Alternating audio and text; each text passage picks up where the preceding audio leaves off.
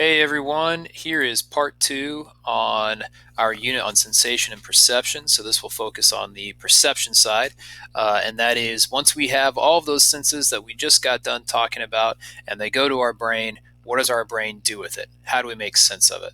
And so perception is the combination really of two different things. Perception is the combination of what we call bottom up processing. And you can just think all of those sensations that we talked about.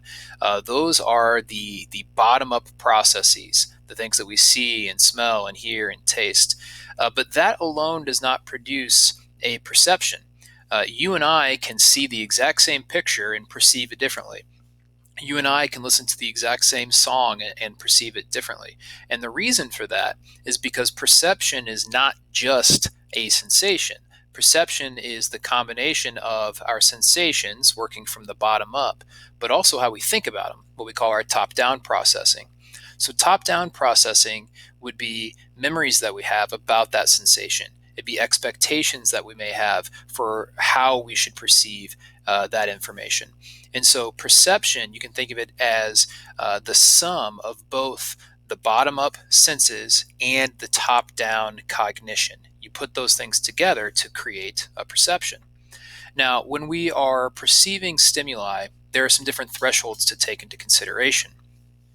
Absolute thresholds are the weakest amount of stimulus that we can detect. I sometimes say it's when nothing becomes something. And so if you put on some headphones and you turn the volume to zero and you press play on your favorite song, and then you slowly turn that volume up, volume one, two, three, four, five, at some point you're going to say, okay, I think I can just barely hear that song now. That is your absolute threshold. It's the weakest amount of stimulus that you can still detect. I've got a water bottle here. If I put one little tiny grain of salt in there and shake it up, I probably won't be able to detect that there's salt in my water, even though there is. What if I put two little granules, three, four, five? How much salt would I have to add to my bottle of water there before I take a drink and I go, oh, this is salt water? That minimum amount is what we'd call the absolute threshold. Difference threshold, on the other hand, difference threshold is how much of a change needs to take place before we recognize that a change has taken place. And so, if you're sitting in a room and it's 70 degrees, well, if all of a sudden that room was 73 degrees, you might not be able to tell that it's any warmer. But if it's 80 degrees, you probably can. And so the difference threshold is trying to figure out how much change needs to take place. And it's all dependent on where you start. If you start in a room that's 70 degrees, you might be able to tell the difference between 70 and 75. But if you start in a room that's 100 degrees, you might not be able to tell the difference between 100 and 105. And so the change required for you to pick up on it is always dependent on where you're starting. That's what we call Weber's law, right? The amount of change that you need is dependent on the initial stimulus. Now, it's important to recognize that not all stimuli are created equal. We have selective attention. We tend to pay attention to that which we believe is most important, right? Whether that be the sound of someone's voice or something that is right in front of our eyes. And other things can sometimes go missing because of that, right? And the idea of sensory adaptation is when we have a constant stimulus that's occurring over and over and over again, over time, our responsiveness to that goes down. So right when you get into a hot tub, right, and you have neurons all over your skin that's sending a message to your brain saying you're in really, really hot water right now.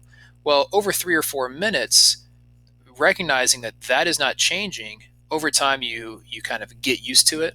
Well, by getting used to that hot water, essentially what's happening is the neurons on your skin, they're no longer sending that message to your brain. Your brain already knows. Your brain is more concerned with change than it is with constant, non-changing stimuli. So how do we organize some of these senses? Well, I've got a couple of terms on here that are important to think about.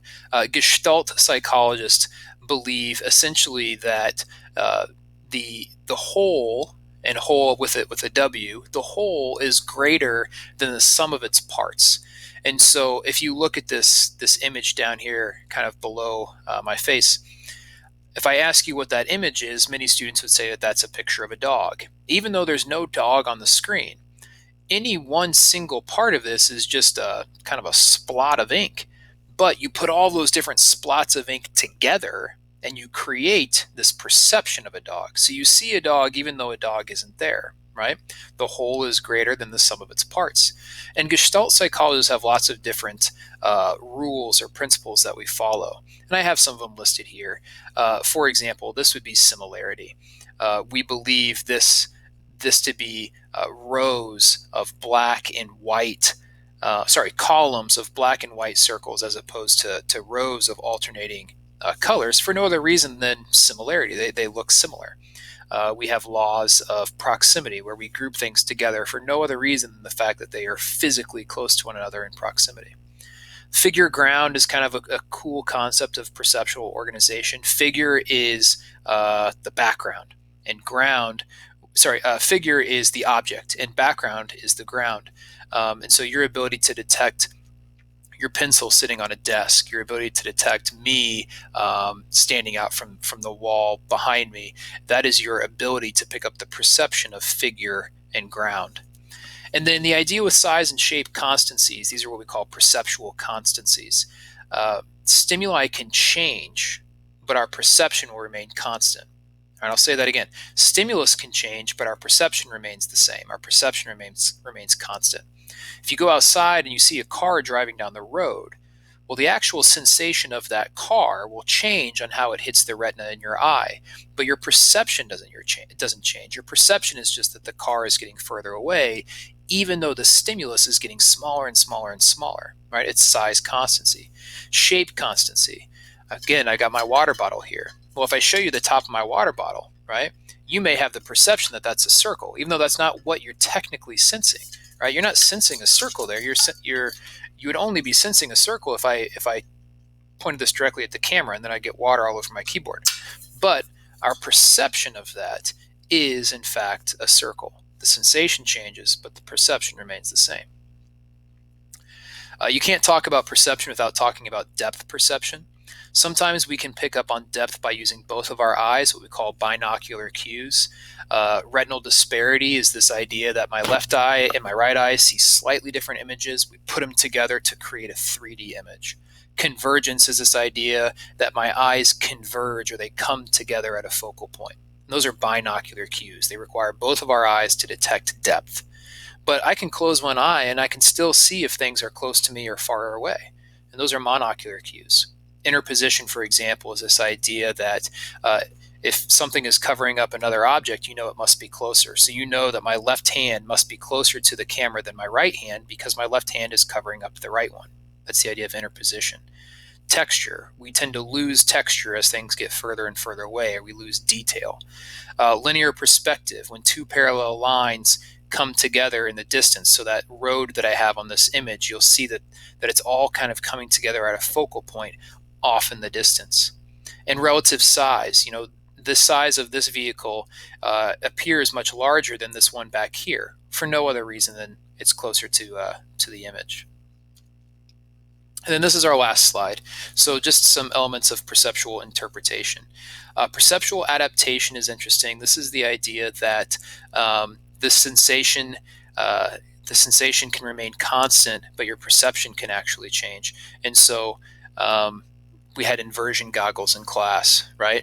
And so when we invert the classroom, over the time of 3 or 4 minutes, you start to get used to it. So that sensation, once that sensation has been constant for a while, then you start to adapt. Your perception starts to adapt. Right when you start doing that maze with inverted goggles, it's really hard. Over time, it gets easier.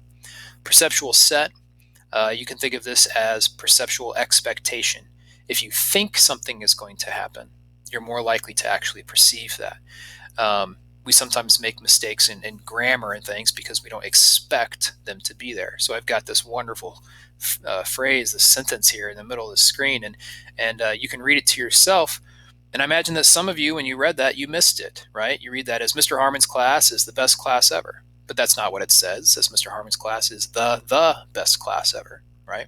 But you don't expect that error to be there, so we sometimes miss it. It's the idea of perceptual set. And then context effects. We sometimes will perceive things because of their surrounding information. This image right here, this stimuli, is the exact same in the first word and the second word. But it's really easy for us to perceive that stimuli in the first word as an H and the stimuli in the second word as an A, because the context, the surrounding information tells us the cat. So I hope that helps. Real quick overview over perception. And as always, if you need anything, shoot me an email. Good luck.